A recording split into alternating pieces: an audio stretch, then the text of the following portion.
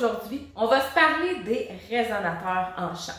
Donc, à quoi ça sert les résonateurs et comment on devrait les utiliser justement pour que ton son sorte encore mieux. Alors, mon nom est Trisha Turcotte, je suis professeure de chant et coach vocal ultra passionnée.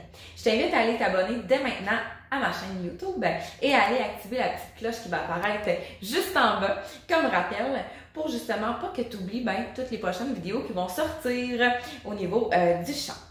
Alors, les résonateurs, peut-être tu as déjà entendu l'expression « faut que tu fasses sonner ton son dans le masque ». Alors, qu'est-ce que ça veut dire ça, faire sonner le son dans le masque?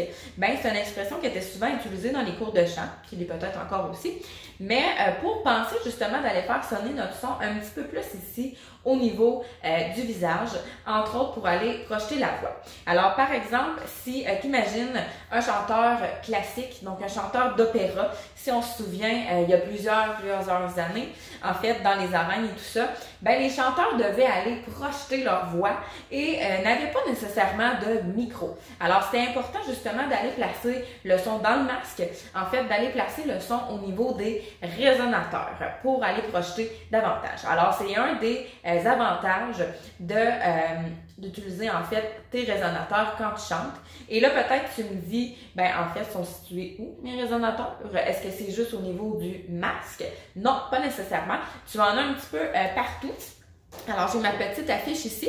Alors, tu en as justement au niveau des fosses nasales. Alors, ça se peut des fois quand tu chantes que tu sens que ça vibre ici au niveau du nez. Donc, pas besoin de faire de pression. Si tu fais juste déposer tes doigts, tu vas le sentir.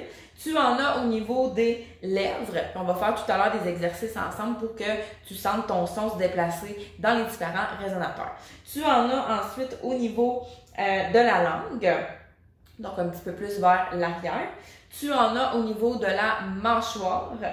Ensuite, si on se déplace ici, un petit peu plus en arrière également, tu en as au niveau du voile du palais et au niveau du pharynx et larynx, donc au niveau de la gorge. Alors, selon les notes que j'ai à faire, selon les mots que j'ai à faire, parfois on va aller placer le son de différentes façons. Alors, je t'invite aussi peut-être à aller revoir ma capsule sur le placement de la langue et également sur le larynx où je te donnais des exercices pour apprendre à mieux placer ton son.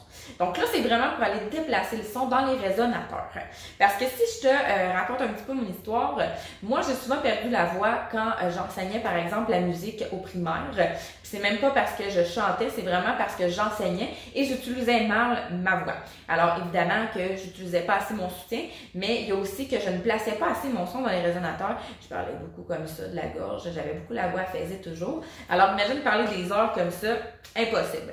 Et aussi, peut-être te remarquer si tu as eu à porter dans les derniers mois, dans les dernières années, un masque dans le visage à longueur de journée. Ça se peut que ta voix se fatiguait plus rapidement et que tu avais mal à la gorge.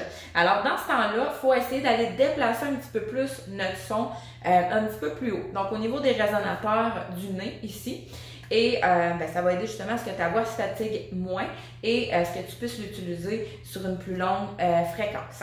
Donc, en fait, c'est pour faire résonner un son. Parfois aussi, ça va être pour aller projeter davantage, comme je l'ai dit tout à l'heure au début de la vidéo.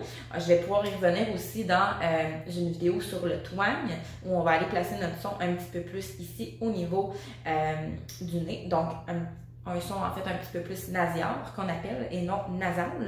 Et en fait, j'ai mon ukulélé ici parce que si tu remarques un ukulélé ou une guitare, ça a toujours une caisse de résonance. Donc, on veut que le son résonne et c'est le même principe que tu aies un micro ou pas. On veut idéalement que la voix résonne, qu'elle sonne belle, qu'elle sonne tout en brillance. Donc, par exemple... Donc, on entend que c'est ici que ça résonne. Donc, ça ne ferait pas le même effet s'il n'y avait pas de caisse de résonance. Alors, par exemple, on va faire des petits exercices ensemble. Si je fais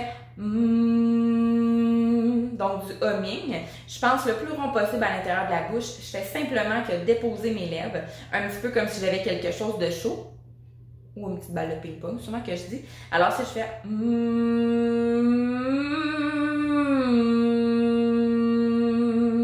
on sent que ça vibre ici. Alors, si tu mets tes doigts, ça peut vibrer légèrement au niveau des fosses nasales, mais généralement, le va vibrer un petit peu plus au niveau des lèvres.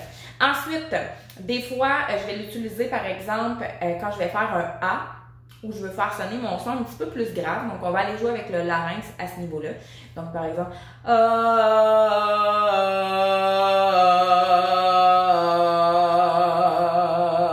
alors, si je mets ma main ici, évidemment, ça se peut que tu te rendes pas à ces notes-là et c'est OK.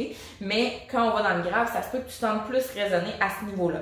Donc, généralement, on place le son selon les notes qu'on fait. Et ça se peut que plus tu es aigu, plus tu vas sentir résonner vers le haut. Parce qu'on s'en va aussi vers la voix de tête, voix mix, belting. Et plus tu es grave, plus tu vas sentir vibrer au niveau, oui, de la poitrine pour la voix de poitrine, mais au niveau des résonateurs un petit peu plus bas, comme le larynx et le pharynx.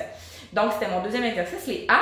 Et aussi, recommandation, si par exemple, je dis le mot mind, donc toutes des mots avec des NG ou comme ça qui se terminent avec des consonnes, bien souvent pour aller bien fermer le mot, comme ici mind, M-I-N-D, bien je ne ferai pas juste mind, je vais faire mind, mind. Donc je rends mon mot jusqu'au bout et généralement je vais aller placer ma langue au bout de mon palais. Fait que je vais aller faire résonner mind. Alors si tu places tes doigts ici sans faire de pression, mind, tu vas sentir que ça vibre. Alors c'est vraiment intéressant d'aller expérimenter les différents résonateurs, donc fosse nasale, lèvres, langue, mâchoire, voile du palais, pharynx et larynx. Mais généralement, je te dirais que ceux qu'on utilise davantage, c'est au niveau du nez, au niveau des lèvres et au niveau de la gorge. Donc, c'est ceux-là qu'on retrouve le plus souvent dans les chansons. Donc, selon les notes que tu fais, selon les sons que tu as à produire, ben, va expérimenter si je déplace mon son. Yeah!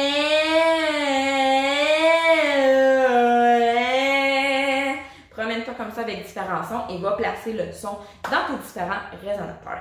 Alors, j'espère que ça t'aura aidé à mieux comprendre ce principe de résonateur qu'autrefois on utilisait beaucoup dans la musique classique, mais qui s'adapte à n'importe quel style, comme par exemple la comédie musicale. On les utilise beaucoup pour aller projeter la voix également, dans le rock aussi. Donc, n'hésite pas à t'en servir, ça va vraiment t'aider et rendre ton chant beaucoup plus agréable et tu vas moins te fatiguer également la voix. Donc, je place un petit peu plus la voix haute plutôt qu'à parler comme ça. Puis là, je parle au niveau de la gorge. Donc voilà, on se dit à très bientôt pour une prochaine capsule.